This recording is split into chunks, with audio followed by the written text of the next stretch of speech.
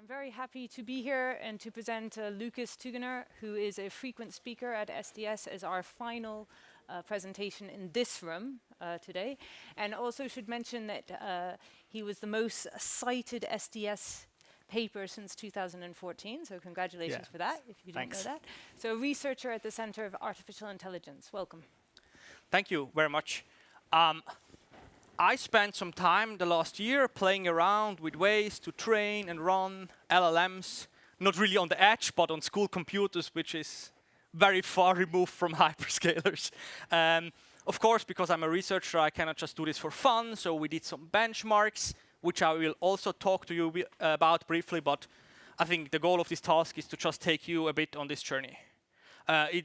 I just didn't do this on my own, especially Pascal Sager from ZW helped a lot, and the other guys here were also involved. All right, why did I want to just run and train neural networks on my own a bit? So we had some important things happening in the LLM sphere, right? GPT-3 was announced, and everyone was like, now we can really generate cool text, and then ChatGPT took the world by storm. But for me as a researcher, the third one was actually the most interesting one.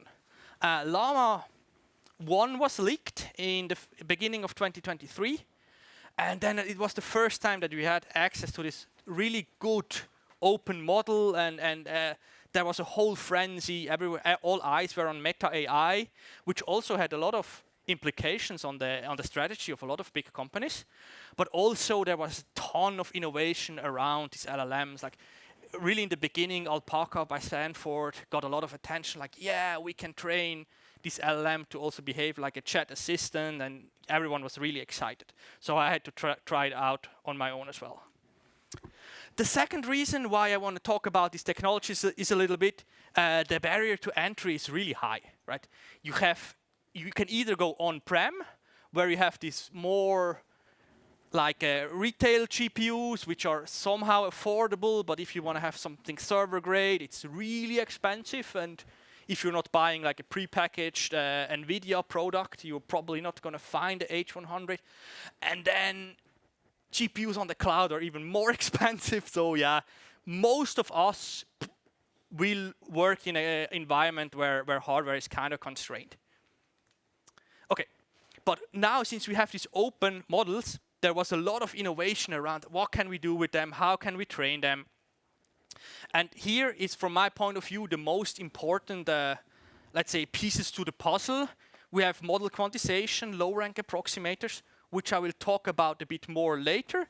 And then we also have model pruning, which the idea is basically to just find the parameters in the model which are not that important. And this has a lot of potential because we know from distillation, like the models have to be really big to be trained, but then in inference, a lot of the weights are kind of unimportant. I don't know why. For me, the technology isn't there where it's supposed to be at the moment, like the big breakthrough in pruning isn't there yet. Then we have gradient accumulation, which is when you have to have a big batch size for your model to converge.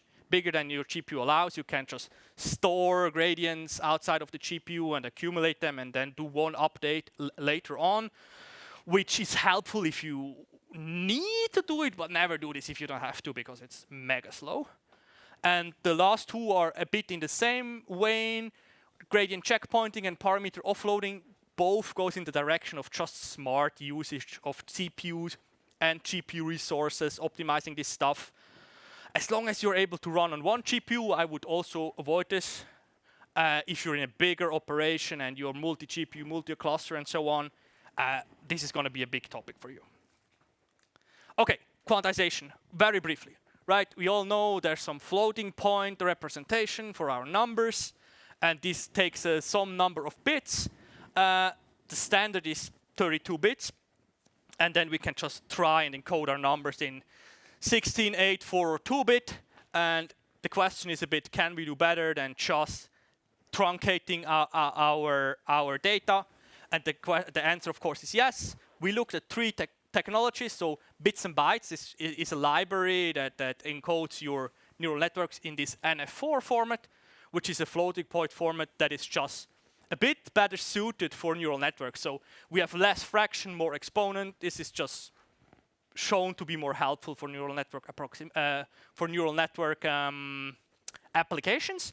And then AWQ and GPTQ are really neural network focused methods which try to somehow be smart about which stuff to keep, which stuff to throw out. So maybe also a little bit going in the direction of pruning. So, and now we go over to LoRa, which stands for low rank approximators. And I put the important secret sauce sign up here. That's really what you need to use when you try to train a model locally, right? Unless you have really big GPU resources, you will have to use this. And the trick here is we freeze all of our base weights. So this is a weight matrix from your Llama 3 or your favorite model, right? And this really runs in inference mode. This is just frozen. And then we have additionally, we have this differential update or adapter. We have these matrices A and B, which is a low rank decomposition.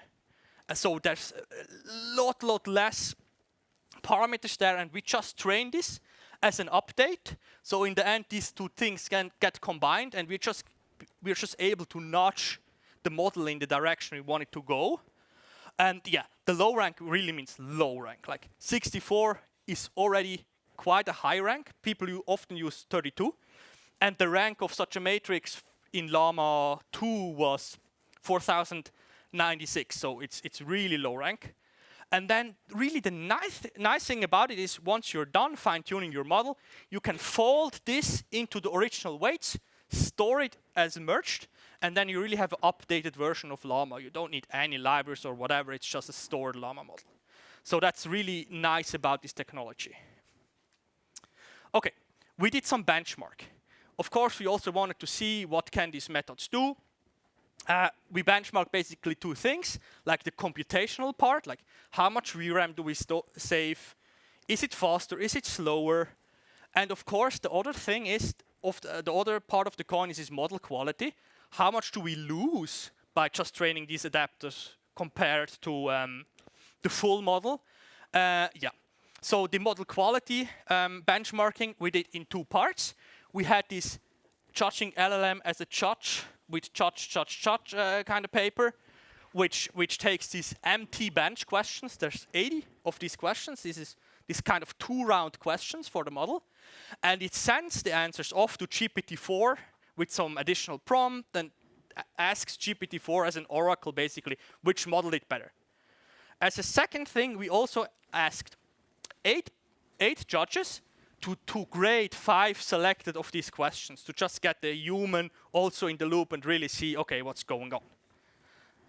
Check it out. All right, that's our benchmark setup. And yeah, like everything is on Llama 2, 7 billion, and when we quantize, we use 4-bit quantization. Here are the results for inference. On the right side, left side for you guys, you can see the computational performance. So what we are really looking for here is the VRAM. And we can see, like, when you want to run a baseline Llama 7B, you need a pretty hefty GPU with 33 gigabytes. And when you quantize, this is exactly what we want, right? This is any retail GPU these days can run this. As you can also see, T4, we always use this T4. These are free on Colab, which is cool, right? Then when you look at model quality, it's another story, right?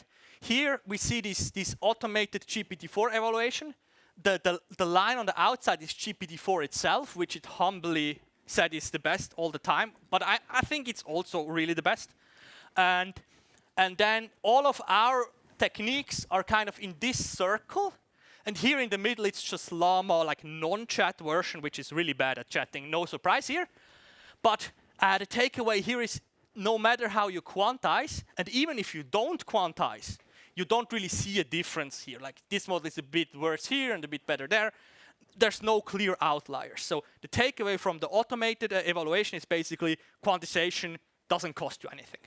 Now, if we ask humans to rate these 5 questions, and we went from like 1 is unusable to 5 is really, really good, we see there's actually quite like it goes down from the baseline.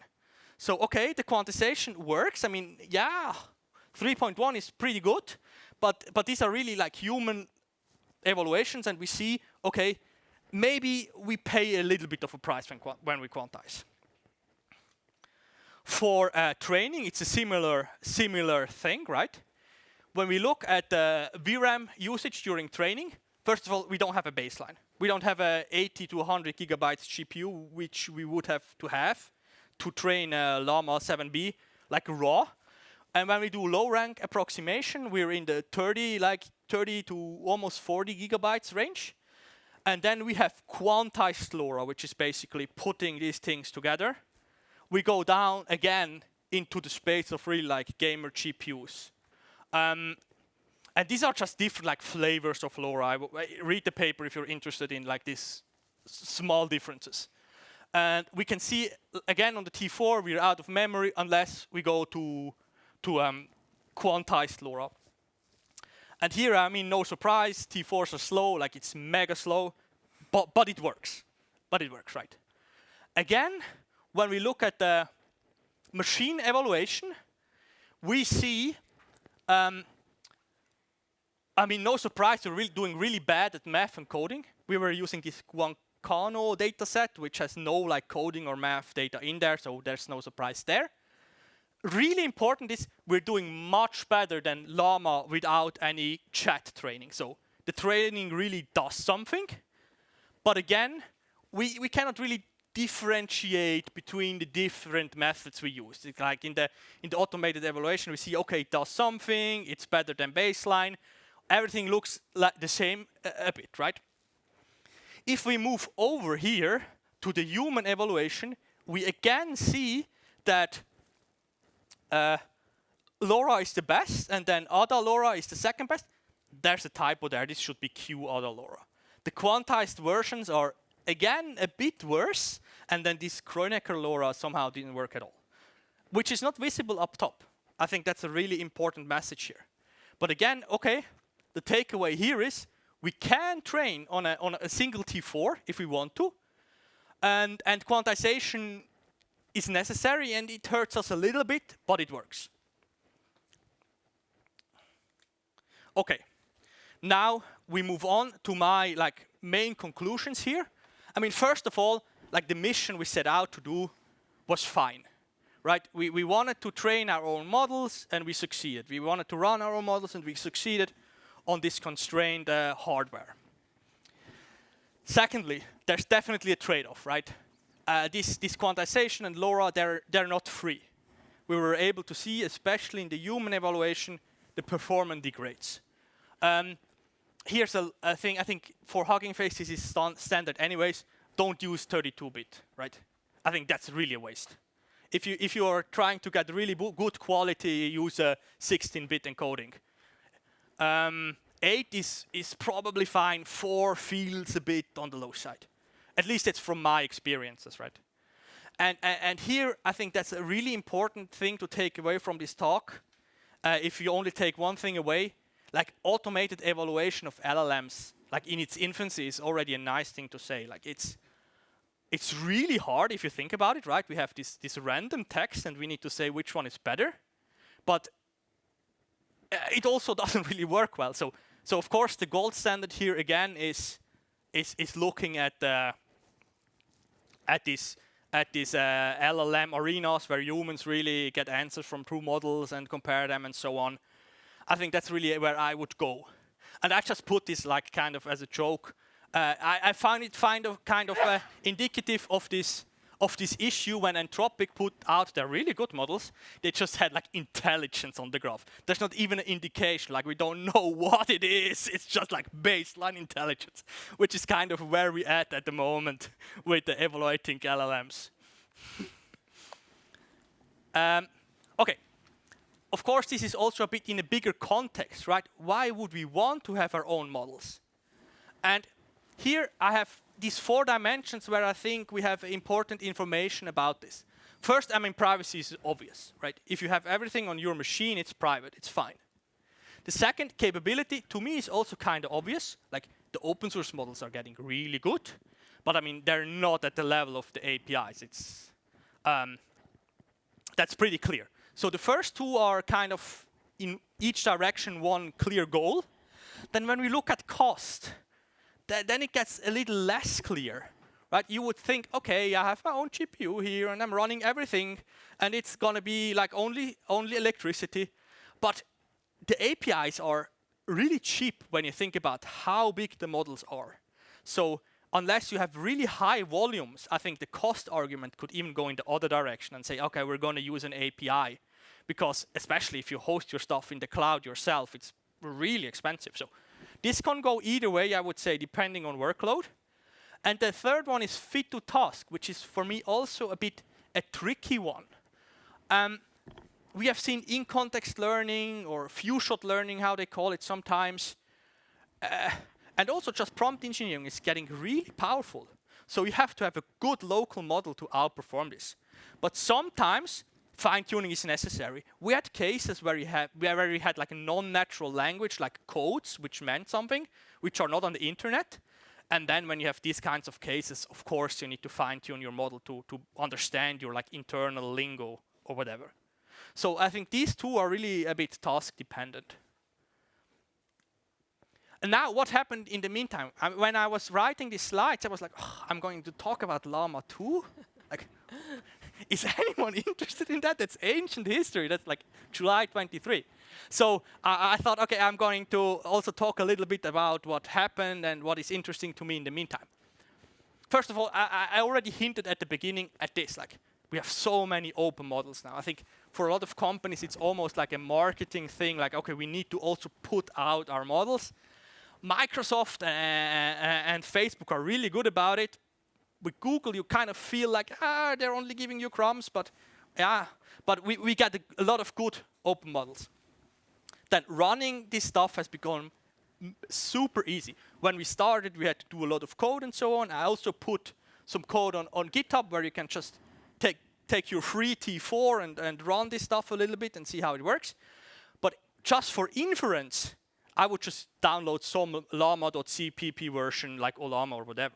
It's becoming really like super duper easy. Talk to me if you know about the good open source multimodal model. I think that's one thing where the APIs are still like pretty far ahead. I mean, this V3 has now a Vision version, it's okay. But I think here is really still a pretty big gap between APIs and open source model. And the last one, which I feel like, don't underestimate this. I think this is going to be another, like, at least for the more open source sided community, is going to be, I mean, earth-shattering is a big word, but it's going to be really interesting what happens when and if, but I think when Llama 3 400 billion is coming out. They made us a little bit like, they gave us a little nugget when OpenAI put out their GPT-4o, they benchmarked against Llama 3 400 billion, and we can see, like, it's a big boy, right? Here it's not that good, but it's up there, right? I would say at least from these benchmarks, it's as good, at least as good as Gemini Pro. So I'm really excited to see what happens when we get this first like top tier model out there. I think this is going to be another quite interesting shift. Yeah, I'm already at questions. I think we did well on time. Find me at the Opera, send me an email if you want to say more. If you have a company that wants to run Llama 400 billion and has the capability, reach out. I will work for coffee and chips. Yeah. Thank you very much. So that's my Thank spiel. you, Lucas.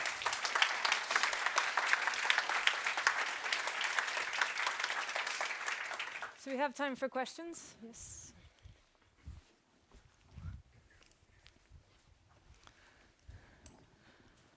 Thank you for the very interesting talk. It's very relevant for me personally because I wanted to have some LLMs at home with my smart home, but let's see how it works.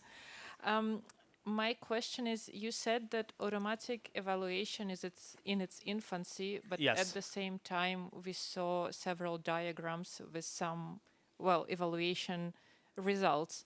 So I'm wondering if benchmarking makes sense at all, if the automatic evaluation is so unreliable at the moment, and what do you think we can do about it?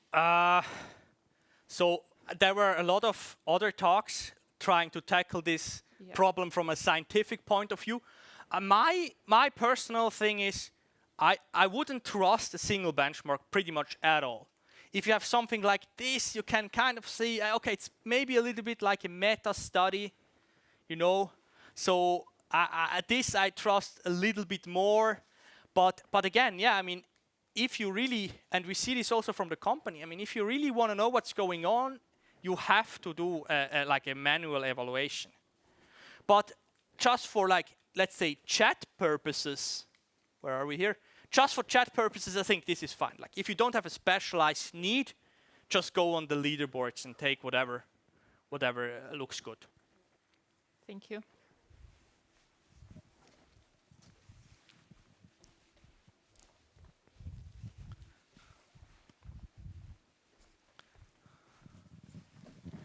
Thank you. Thank you for the talk, very interesting.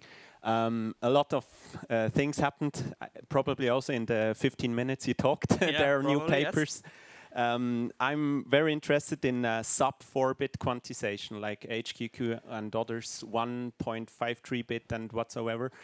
Do you think that has a future beyond just playing around? I do, yeah. I do. So what people, I mean, this is now also a little bit like tribal knowledge, right? I'm on all these boards and I haven't tried everything myself.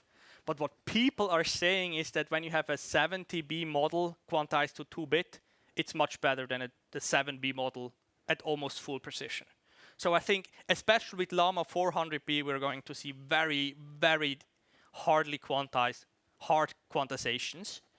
And I don't remember the name. Microsoft came out with a paper, is it called BitNet or something like that? Very, very recently that I have to check it out. It looks really, really promising. So I do think we can do much, much better with quantization than what I tested a bit more than half a year ago. I would definitely not discount 2-bit. Thank you. Thank you.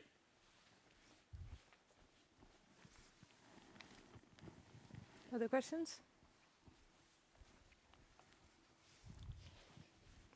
If not, maybe I have a question. Do you think that the models you use, like the pruning and the quantization, should also be used more when we hear about the energy problems in the training of the large language models? Or do you think it makes sense really to have these two separate tracks where we just completely do not worry about the energy implications in one? Or should we be encouraging people to do this already, even for the models which don't need to run at the edge? I mean, I definitely think we have kind of a fit-to-task problem that is not yet really solved. That's maybe also goes a bit into this direction when we look at the capability, right? GPT-4o is better, but is it necessary? That's definitely the question you have to ask yourself. During training, it doesn't make sense. So I think we need these foundational flagship models to be trained at relatively high precision. I think this is necessary, but then we can definitely get derivatives out of those which are much, much smaller. But again, I think it also interweaves with this evaluation problem, right? We don't even know how good the models are, and then people are maybe on the conservative side. But I mean, with the Olama community, we already see this, right? It's almost everything is 4-bit, and it seems to be good enough. So hopefully, if we make a lot of progress on the evaluation side, we can also really say, okay, for this task, we only need a small model, and for this task, we need a big model. But I don't think we have the ability to gauge the performance of the models properly yet to really do this. Okay. Thank you. If there are no other questions, let's thank the speaker again and end the session. Thanks, guys.